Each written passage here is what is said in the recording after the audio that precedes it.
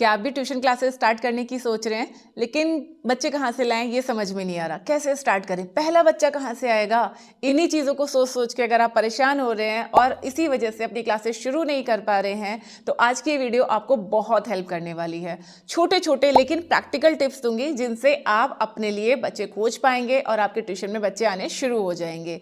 तो चलिए वीडियो को स्टार्ट करते हैं। चैनल पर अगर आप बिल्कुल पहली बार आए हैं या फिर आपने अभी तक हमारे चैनल राइज विद अभिलाषा को सब्सक्राइब नहीं किया है तो सब्सक्राइब जरूर कर लीजिएगा, क्योंकि इस तरीके की इन्फॉर्मेटिव वीडियोस लगातार हमारे चैनल पे आते रहती हैं।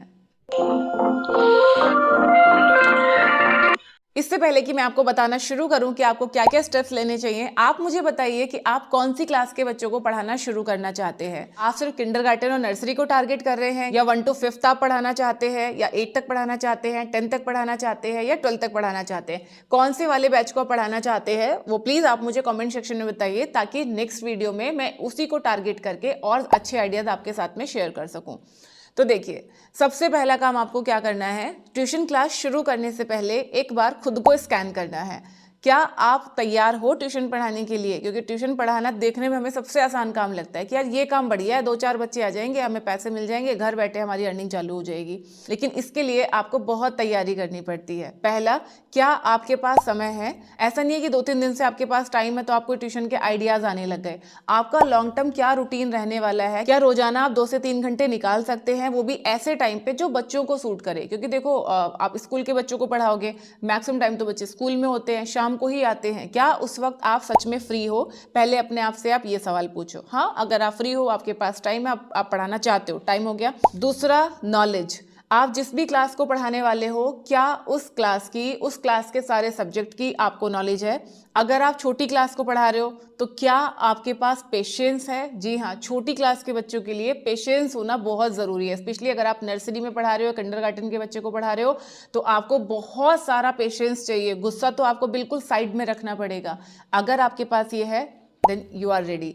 पहली क्लास से 5वीं क्लास तक अगर आप पढ़ा रहे हैं तो सारे सब्जेक्ट की नॉलेज आपको होना बहुत ज़रूरी है। 6 से 8 तक या 10 तक, 12 तक अगर आप पढ़ा रहे हैं तो जिस भी सब्जेक्ट को आप पढ़ाने वाले हैं उसका प्रॉपर नॉलेज आपको होना चाहिए। जो करंट सिलेबस चल रहा है वो आपको पता होना चाहिए। ऐसा नहीं है कि आपने अब से 15 साल 20 साल पहले आपने 7th क्लास 8th क्लास पढ़ा था तो सब कुछ आज भी वैसे का वैसे ही नहीं, बहुत सारी चीज़ें बदल गई हैं। तो ट्यूशन शुरू करने से पहले जो करंट सिलेबस है उसको एक बार ध्यान से आप ज़रूर देखो और फिर आप डिसाइड करो कि क्या आप ट्यूशन पढ़ाने के लिए प्रिपेयर हैं या नहीं है। ठीक है, मैंने अपने चैनल पे ये वीडियो अपलोड की थी जिसमें मैंने टीचर्स की बेस्ट 7 क्वालिटीज़ के बारे में बात किया था। तो एक बार आप इस वीडियो को ज़रूर देखो। अगर आपके अंदर ये सारी क्वालिटी हैं तभी आप ट्यूशन स्टार्ट करने की सोचिएगा। अब बात कर लेते हैं कि भाई बच्चे कहाँ से आएंगे।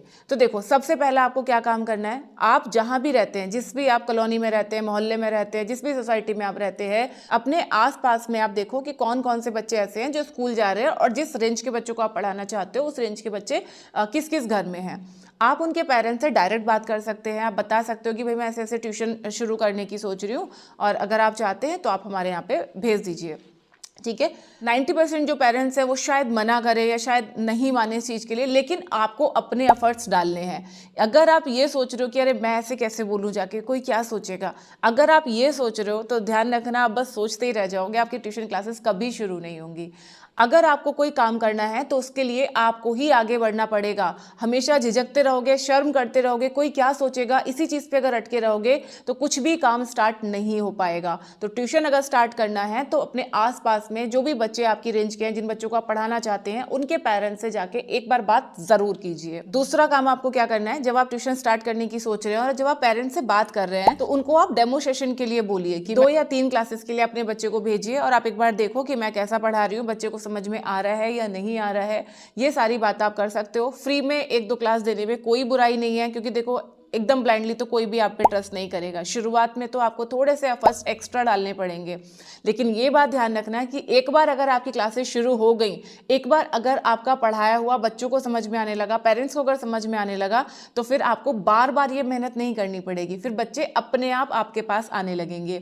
ये सारी मेहनत आपको सिर्फ पहली बार में ही करनी है। तो पूरा जम के आप मेहनत कीजिए, पेरेंट्स से बात कीजिए और जितने डेमोस्ट्रेशन आप दे सकते हैं, 2, 3, 5, उतने डेमोस्ट्रेशन आप फ्री में दीजिए।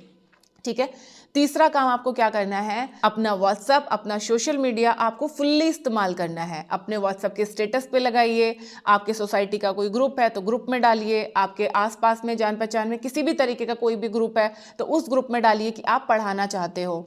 आपके कॉलोनी में, आपके सोसाइटी में आसपास जो भी किराने की दुकान है, डेयरी है, पार्लर है, वहां पे जाके आप उन लोगों को बताइए कि ऐसे ऐसे भाई हम ट्यूशन स्टार्ट कर रहे हैं, कोई अगर पूछेगा तो हमारे बारे में बता दीजिएगा। या फिर आप अपने फ्लायर्स भी लगा सकते हैं एक पेपर पे लिख के, वो आप जगह जगह चिपका सकते हैं।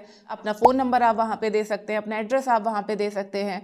तो जो भी इंटरेस्टेड लोग होंगे वो आपसे डायरेक्ट कांटेक्ट करेंगे और वहाँ से आपकी क्लासेस शुरू होने के चांसेस काफ़ी हाई हैं। नेक्स्ट स्टेप जो आपको फॉलो करना है दैट इज़ रिगार्डिंग फीस। जी हाँ, फीस का ध्यान आपको ज़रूर रखना है। एकदम से बहुत ज़्यादा फीस मत रखो, कम फीस के साथ आप शुरू करो ताकि बच्चे आपके साथ जुड़ना शुरू हो जाएं। जब बच्चे धीरे धीरे जुड़ने लगें तो अगले सेशन से आप फीस को थोड़ा थोड़ा करके बढ़ा सकते हैं। एक और इम्पोर्टेंट पॉइंट जो आपको ध्यान रखना है, ट्यूशन क्लासेस शुरू करने से पहले आप अपने घर में स्पेस बनाओ। आपके पास प्रॉपर जगह होनी चाहिए जहाँ पे आप बच्चों को बैठा के पढ़ाएंगे। देखो, आपको ही पता है कि आजकल जो पेरेंट्स है ना वो बहुत ज़्यादा कॉन्शियस हो गए हैं हर चीज़ के लिए। पहले क्या होता था, आपने नीचे दरी बिछा ली, वहाँ पे आप बच्चों को पढ़ा रहे हो, पेरेंट्स को कोई फर्क नहीं पड़ता था। बट अभी पेरेंट्स सब चीज़ें देखते हैं कि भाई वहाँ का माहौल कैसा है, बच्चा आएगा तो बैठेगा कहाँ, तो इन सारी चीज़ों को भी पेरेंट्स देखते हैं। तो चाहे आप अपनी छत पे जगह बनाइए, चाहे अलग से एक कमरा आप खाली करके रखिए, पूरी प्रिपरेशन के साथ में ही आप क्लासेस शुरू कीजिए। एक भी बच्चा अगर आ रहा है तो उस बच्चे के लिए भी आप सारी फैसिलिटीज दीजिए, उसको प्रॉपर बैठने के लिए जगह दीजिए, पूरा वेंटिलेशन वगैरह का भी पूरा इंतजाम आप रखिए। नेक्स्ट चीज़ आपको ध्यान रखनी है, अगर आपके पास कोई एक भी बच्चा आ रहा है तो आप ऐसा मत सोचो कि भाई 2-3 बच्चे हो जाएं फिर चलो स्टार्ट करते हैं। ऐसा अगर आप सोचोगे ना तो शायद आप कभी स्टार्ट ही नहीं कर पाओगे। एक बच्चा आया, उसको आपने रोक दिया कि चलो अगले हफ्ते शुरू करते हैं, 1-2 बच्चे और आने देते हैं, वो पेरेंट वेट नहीं करेंगे, उनको अपने बच्चे को आज ही शुरू करवाना है। उनको चाहिए कि उनके बच्चे का एक भी दिन वेस्ट नहीं हो, तो आपको उस एक बच्चे के साथ ही शुरू कर देना है। अगर 2 दिन के बाद दूसरा बच्चा आ रहा है तो थोड़ी सी आपको एक्स्ट्रा मेहनत लगेगी, जो 2 दिन आप पढ़ा चुके हो वो वापस आप उस बच्चे को पढ़ाओगे, लेकिन आपके पास बच्चे बढ़ने लगेंगे। अगर आपके पास 1 या 2 बच्चे आने शुरू हो गए हैं और ज़्यादा बच्चे अगर आप लेके आना चाहते हो तो उन 2 बच्चों का जो भी रिजल्ट है, जो भी वो सीख रहे हैं, छोटी छोटी सी उनके क्लिप्स बना के, वीडियोज़ बना के, या अगर उनके कोई टेस्ट में अच्छे मार्क्स आए हैं तो वो सारी चीज़ें आप अपने सोशल मीडिया पर पब्लिश कर सकते हैं, ग्रुप्स वगैरह में शेयर कर सकते हैं कि ये हमारे पढ़ाने का तरीका है, या मैं ऐसे पढ़ा रही हूँ, या बच्चों का ऐसा रिजल्ट आ रहा है। लेकिन ये सब करने से पहले एक बार बच्चों के पेरेंट्स से आप ज़रूर बात कर लीजिए। उनकी बिना परमिशन के किसी भी बच्चे का फ़ोटो, वीडियो, रिजल्ट का फ़ोटो, ये सारी चीज़ें आप शेयर बिल्कुल मत करना, वरना जो बच्चे आए हैं वो भी वापस जा सकते हैं। तो ये सारी चीज़ों का आपको ध्यान रखना है और जितना हो सके उतना खुद की पब्लिसिटी खुद कीजिए। देखो, अगर आपको किसी चीज़ में सफल होना है तो काम आपको ही अपने लिए करना पड़ेगा, कोई और आपके लिए मेहनत नहीं करेगा। कोई भी चीज़ जब हम नई नई शुरू करते हैं तो हमें बहुत मेहनत लगती है, बहुत एफर्ट्स लगते हैं।